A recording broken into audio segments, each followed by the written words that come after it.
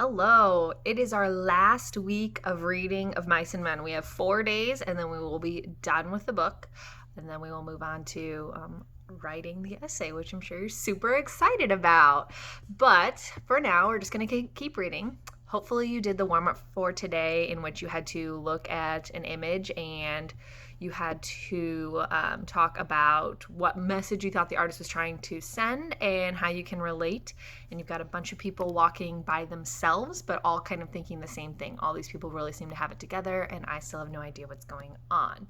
So from the outside, everybody seems like they've got their stuff figured out, but inside, everybody in the cartoon is worried that they don't. And so kind of how they're all going through the same thing together, but they don't even realize they're going through the same thing together.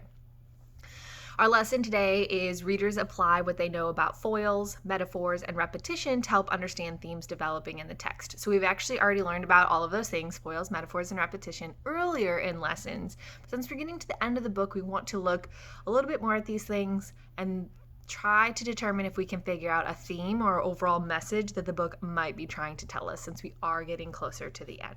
So we are starting on page 71.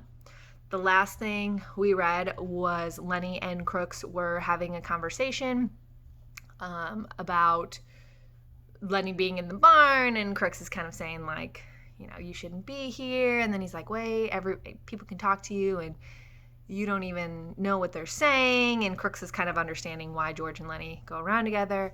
And he was talking a little bit about being lonely, was the last thing we read. So we're about halfway down page 71.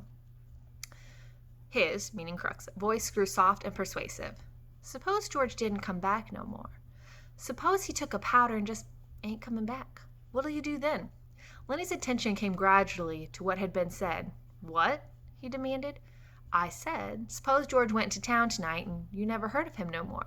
Crooks pressed forward with some kind of private victory. Just suppose that, he repeated.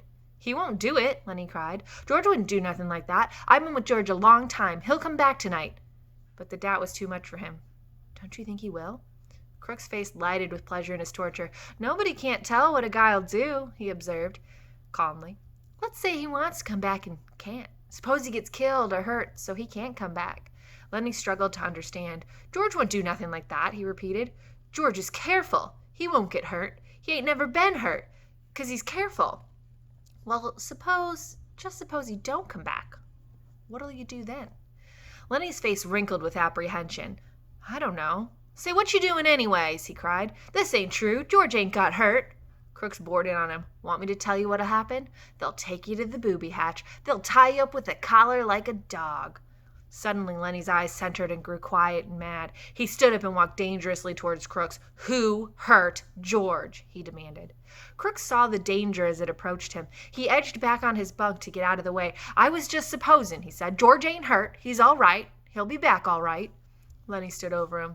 What you supposing for? Ain't nobody going to suppose no hurt to George. Crooks removed his glasses and wiped his eyes with his fingers. Just set down, he said. George ain't hurt. Lenny growled back to his seat on the nail keg. And ain't nobody going to talk no hurt to George, he grumbled. Crooks said gently, maybe you can see now. You got George. You know he's going to come back. Suppose you didn't have nobody. Suppose you couldn't go into the bunkhouse and play rummy 'cause you was black. How'd you like that? Suppose you had to sit out here and read books. Sure, you could play horseshoes till it got dark, but then you got to read books. Books ain't no good. A guy needs somebody to be near him, he whined. A guy goes nuts if he ain't got nobody. Don't make no difference who the guy is, long as he's with you. I tell you, he cried, I tell you, a guy gets too lonely and he gets sick. George gonna come back, Lenny reassured himself in a frightened voice. Maybe George come back already. Maybe I better go see.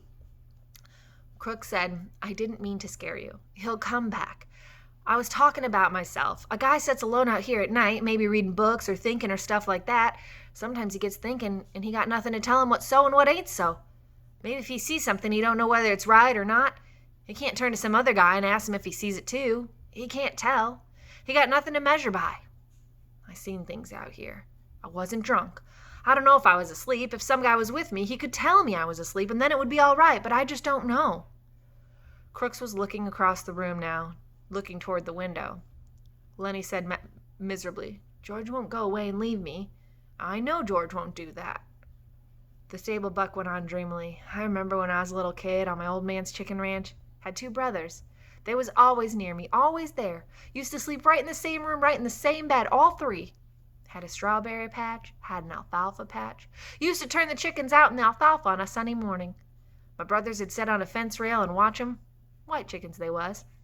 Gradually, Lenny's interest came around to what was being said. George says we're going to have alfalfa for the rabbits. What rabbits? We're going to have rabbits and a berry patch. You're nuts. We are, too. You asked George. You're nuts, Crooks was scornful. I've seen hundreds of men come by on the road and on the ranches with their bindles on their backs and that same damn thing in their heads. Hundreds of them. They come and they quit and go on, and every damn one of them's got a little piece of land in his head, and never a goddamn one of them ever gets it. Just like heaven. Everybody wants a little piece of land. I read plenty of books out here. Nobody never gets to heaven and nobody gets no land. It's just in their head. They're all the time talking about it, but it's just in their head. He paused and looked toward the open door, for the horses were moving restlessly, and the halter chains clinked. A horse whinnied. I guess somebody's out there, Crooks said. Maybe Slim. Slim comes in sometimes, 2-3 times a night. Slim's a real skinner. He looks out for his team. Okay, so we're going to stop there for a second, and we have Crooks and Lenny talking, and Crooks kind of gives Lenny a bit of a hard time about what would happen if George disappeared, and kind of pokes at Lenny, and Lenny at first realizes he's talking hypothetically, but then is like, who hurt George? And starts to get really upset about it. So